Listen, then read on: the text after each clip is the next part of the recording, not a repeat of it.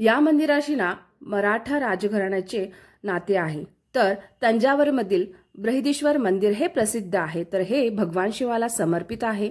यालाच बृहदेश्वर मंदिर, पेरियाकोविल, राजराजेश्वर मंदिर तसेच राजेश्वरम म्हणून सुद्धा ओळखले जाते। तर या मंदिराची स्थापना राजा चोल वन यांनी केली। तर इथे ना तंजावर तमिळनाडू राज्यात असलेले एक शहर आहे, जिथे मराठी संस्कृती आणि मराठी भाषेचा प्रभाव आजही दिसतो। तर तंजावर मराठा राजांनी राज्य केले तेव्हा छत्रपती शिवाजी महाराजांचे सावत्र भाऊ व्यंकोजी राजे भोसले म्हणजेच एकोजी यांनी या राज्याची स्थापना केली।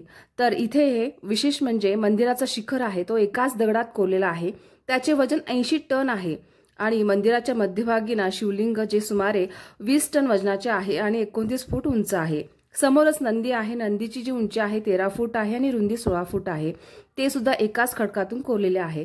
विशेष म्हणजे या मंदिरावरती जी केलेली कोरीव काम आणि जो वरती शिखर दिसतो तो 80 टनाचा वरती त्यांनी कसा नेला असेल, तोही एका दगडाचा आहे।